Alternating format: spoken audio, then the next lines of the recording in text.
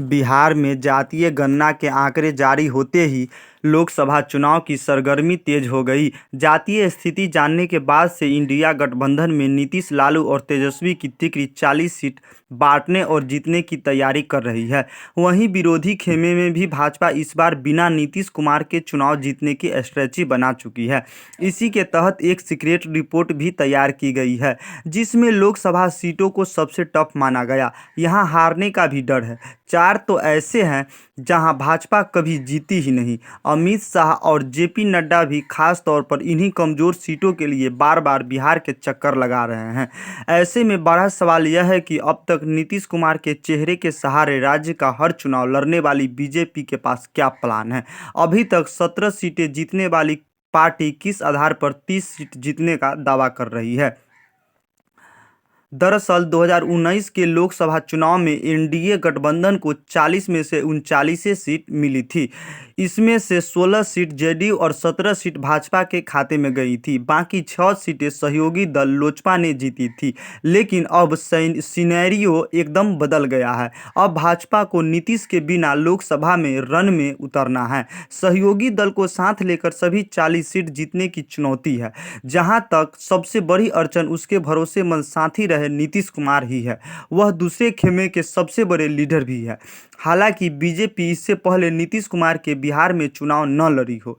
वर्ष 2014 के लोकसभा चुनाव में भी भाजपा नीतीश के बिना ही चुनाव लड़ी थी। इसीलिए बहुत से दांवपेच उसे पता है और बहुत कुछ नए प्लान में है। बीजेपी नेतृत्व ने 30 लोकसभा सीट को 2 श्रेणी में बांटा है। पहला श्रेणी में लोकसभा की ऐसे सीटों को रखा गया है जहां भाजपा जीतते रही है। दूसरी श्रेणी उन सीटों की है जहां पार्टी आज तक नहीं जीत पाई है या कमजोर है। अब एक एक कर भाजपा की दोनों सीटों की श्रेणी पार्टी की रणनीति को समझिए। पार्टी के राष्ट्रीय अध्यक्ष जेपी नड्डा ने अपने पटना दौरे में कहा था कि किसी को कंधा देने की बजाय पार्टी अब बिहार में अपना कंधा मजबूत करेगी। बीजेपी अब अपने बूते बिहार की सियासत में बड़ा प्लेयर बनने के मिशन में जुट गई। बीजेपी बिहार में लोकसभा की 10 सीटों को अपने लिए सबसे बड़ी चुनौती मान रही है। ये सीट नवादा, मुंगेर, वैशाली, वाल्मीकि नगर, झांझरपुर, किशनगंज, सुपौल, कटिहार, पूर्णिया और गया है। इनमें नवादा, वैशाली, सुपौल, मुंगेर ऐसी सीट है जहां बीजेपी आज तक लोकसभा का एक भी चुनाव नहीं जीत पाई है, जबकि वाल्मीकि नगर, किशनगंज और झांझरपुर से भाजपा एक बार चुनाव जीतने में सफल रही है। वहीं पूर्णिया और कटिहार ऐसी सीट है जहां से कभी भाजपा की उम्मीदवार लगातार चुनाव जीतते रही है, लेकिन गठबंधन के कारण ये सीटें जेडीयू के खाते में चली जा रही थी। बिहार में नीतीश कुमार को करारा जवाब देने के लिए बीजेपी इन टॉप सीटों पर कमल खिलाने की मुहिम में जुट गई है। जीतन राम मांझी के एनडीए में शामिल हो जाने के बाद गया सीट एक बार फिर बीजेपी अपने सहयोगी के लिए छोड़ सकती है। हालांकि अभी इसकी औपचारिक घोषणा होना बाकी है। बीजेपी लोकसभा की इन सीटों को भले अपने सहयोगी के लिए छोड़ती रही, लेकिन यहाँ के विधानसभा क्षेत्रों में अपने उम्मीदवार उतारती रही। यही कारण है कि किशनगंज को छोड़कर इन सभी लोकसभा क्षेत्रों के तहत पड़ने वाले विधानसभा क्षेत्र में पार्टी के 2-4 विधायक जीते हुए हैं। इन 9 लोकसभा क्षेत्रों में पड़ने वाली 54 विधानसभा सीट में से 20 विधायक बीजेपी के हैं। वाल्मीकि नगर में तो 6 में 4 विधानसभा पर बीजेपी का कब्जा है, जबकि वैशाली, झांझरपुर, मुंगेर और पूर्णिया में मामला 50-50 का है। यहाँ 3 विधायक बीजेपी के हैं। नवादा, सुपौल, कटिहार और किशनगंज में बीजेपी की स्थिति खराब है। अब पॉइंट नंबर 3 को जानिए, कमजोर सीट को जीतने के लिए बीजेपी की रणनीति क्या है। आइए खबर को विस्तार से जानने से पहले अगर अभी तक हमारे channel the main news India को सब्सक्राइब नहीं किया है तो प्लीज़ सब्सक्राइब कीजिए और ऑल नोटिफिकेशन का बटन दबाइए ताकि आने वाला वीडियो सबसे पहले आपको मिल सके। अब चलते हैं खबर की ओर। पार्टी की तरफ से शॉर्ट लिस्टेड कमजोर लोकसभा सीटों की कमान पार्टी के चाणक्य कहे जाने वाले केंद्रीय गृह मंत्री अमित शाह खुद अपने हाथ में रखे हुए हैं। वे यहां के पन्ना प्रमुख से लेकर लोकसभा की कोर कमेटियों के साथ बैठक कर रहे हैं। इतना ही नहीं, पार्टी सूत्रों की माने तो अमित शाह और पार्टी के राष्ट्रीय अध्यक्ष जेपी नड्डा चुनाव से पहले इन 10 लोकसभा सीटों पर मेगा रैली भी करेंगे। अमित शाह ने इसकी शुरुआत अगस्त 2022 से पूर्णिया से की थी। इसके बाद वे नवादा, वाल्मीकिनगर, मुंगेर, किशनगंज, झांझरपुर में रैली कर चुके हैं।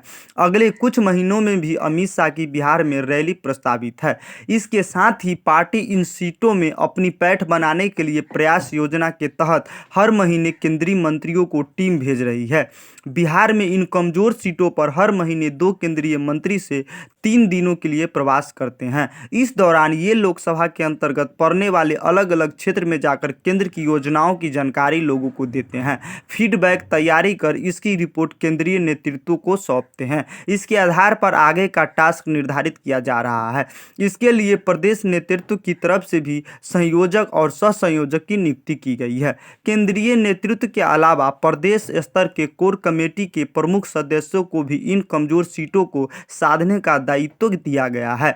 अमित शाह की मेगा रैली के अलावा आने वाले दिनों में यहां प्रदेश नेतृत्व की तरफ से सबका साथ सबका विकास थीम के तहत छोटी छोटी रैलियां आयोजित कराई जा सकती है।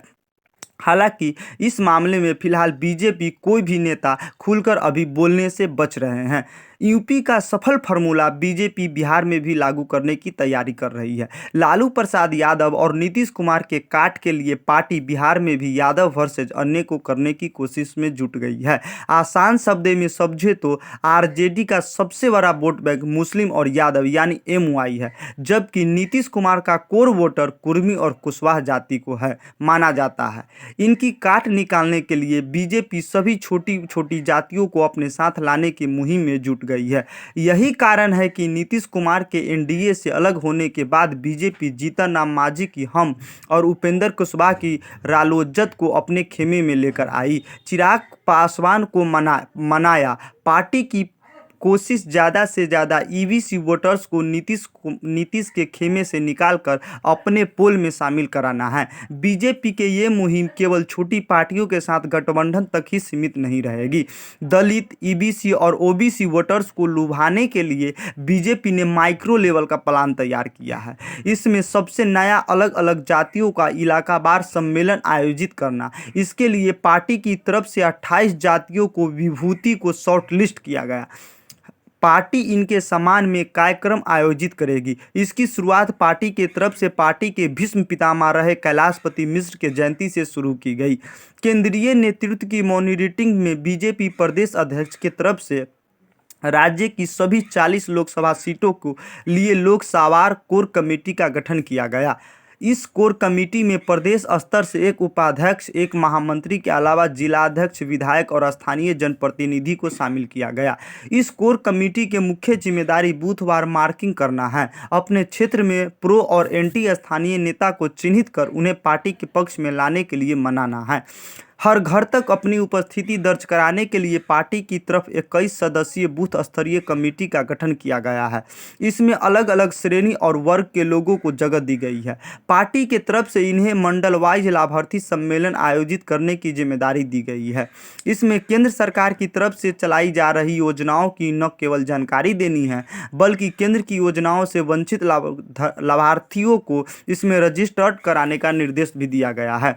इतना ही नहीं, केंद्र सरकार की ऐसी योजनाएं जिसमें जरूरी लाभार्थी वंचित है, उनका संबंधित योजनाओं में रजिस्टर्ड करने की जिम्मेदारी भी कार्यकर्ता को दी गई है।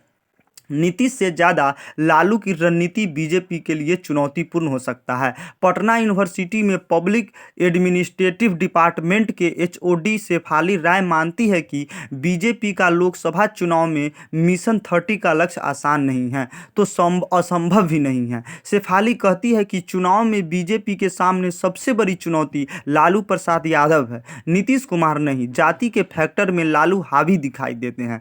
हालांकि बीजेपी एक सोची समझी रणनीति के तहत छोटी छोटी जातियों के बड़े बड़े नेताओं को अपने साथ जोड़ रही है। इसका पार्टी को 2 तरह से फायदा होगा। एक तो नीतीश कुमार कमजोर होंगे और दूसरा बीजेपी का वोट बैंक स्ट्रांग होगा। हालांकि अमित शाह और जेपी नड्डा की बिहार में रैली को वे बिहार में ज़्यादा प्रभावी नहीं मानती। वे कहती है कि इनकी रैली का ज़्यादा असर वोटिंग बिहेवियर पर नहीं पड़ने वाला है।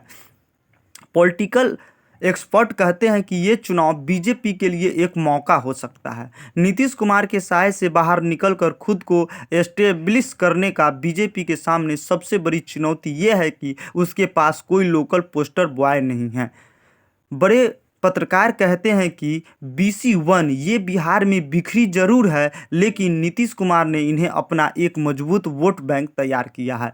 अगर बीजेपी इन्हें साधने में कामयाब हो जाती है तो उनके लिए राह आसान हो जाएगी। नवादा से पहली बार 1996 में भाजपा ने जीत दर्ज की थी। तब कामेश्वर पासवान ने लगातार जीत रहे कांग्रेस और CPIM को कैंडिडेट को यहां से हराया था। लेकिन इसके बाद 1998 में यहां RJD की एंट्री हुई और मालती देवी जीतने में सफल रही। 2009 से लगातार ये सीट NDA के खाते में है। 2009 में यहां से भाजपा के भोला सिंह जीते थे। 2014 में गिरिराज सिंह जीते, जबकि 2019 में ये सीट लोजपा के खाते में गई और पार्टी के नेता चंदन सिंह जीतने में कामयाब रहे। वैशाली में 1996 से 2009 तक RJD का कब्जा रहा। वैशाली से आज तक भाजपा एक भी चुनाव नहीं जीती है। 1996 से 2009 तक हुए लोकसभा के 5 चुनाव यहां तक RJD जीती रही। पार्टी के वरिष्ठ नेता रघुवंश प्रसाद सिंह के बदौलत यहां RJD का एक छत्र रहा। 2014 के बाद इस सीट पर NDA ने कब्जा जमाया और पिछले 2 चुनाव से लोजपा इस सीट से जीत रही है। 2014 में पार्टी के रामकिशोर सिंह तो 2019 में वीणा देवी यहां से चुनाव जीती थी। वाल्मीकि नगर में बीजेपी मजबूत लेकिन सीट JDU को देती थी। 2008 से अस्तित्व में आए वाल्मीकि नगर लोकसभा क्षेत्र से भाजपा एक बार चुनाव जीती। 2014 में यहीं से भाजपा के सतीश चंद्र दुबे जीते थे, जबकि JDU के वैद्यनाथ प्रसाद महतो 2009 और 2019 में चुनाव जीतने में सफल रहे थे। अब बीजेपी एक बार फिर से यहां अपना उम्मीदवार उतारने की तैयारी कर रही है। किशनगंज में 1999 में शाहनवाज हुसैन ने दिलाई थी एंट्री। किशनगंज में बस एक बार 1999 में भाजपा के शाहनवाज हुसैन जीतने में सफल रहे थे। इसके अलावा आज तक यहां बीजेपी से नहीं जीती है। इस सीट पर हमेशा से कांग्रेस और RJD का दबदबा रहा है। RJD के मोहम्मद तस्लीमुद्दीन यहां से 3 बार जीतने में सफल रहे हैं, जबकि 2009 के बाद से यहां लगातार 3 बार से कांग्रेस चुनाव जीतते आ रही है। सुपौल में 15 साल में एक बार भी नहीं जीत पाई बीजेपी। वाल्मीकि नगर की तरह सुपौल लोकसभा भी 2008 में अस्तित्व में आया था। तब से यहां तक 3 लोकसभा के चुनाव हो चुके हैं, लेकिन आज तक भाजपा यहां एक भी चुनाव नहीं जीत पाई। 2009 और 2019 का चुनाव यहां से JDU जीतने में सफल रही थी, जबकि 2014 में कांग्रेस की मौजूद राज्यसभा सांसद रंजीता रंजन ने यहां से जीत दर्ज की थी। JDU के राष्ट्रीय अध्यक्ष के लिए मुंगेर सीट छोड़ते रही बीजेपी। मुंगेर भी उन लोकसभा क्षेत्र में शामिल है जहां आज तक भाजपा एक बार भी नहीं जीत पाई। 1952 से अस्तित्व में आए इस लोकसभा क्षेत्र में 1984 तक कांग्रेस का दबदबा रहा। इसके बाद समता पार्टी, राजद और फिर JDU के कैंडिडेट जीतते रहे। JDU के राष्ट्रीय अध्यक्ष ललन सिंह यहां से 2009 और 2019 का लोकसभा चुनाव जीत चुके हैं। इसके अलावा ब्रह्मानंद मंडल JDU, समता पार्टी और भारतीय कम्युनिस्ट पार्टी के टिकट से यहां चुनाव जीत चुके हैं।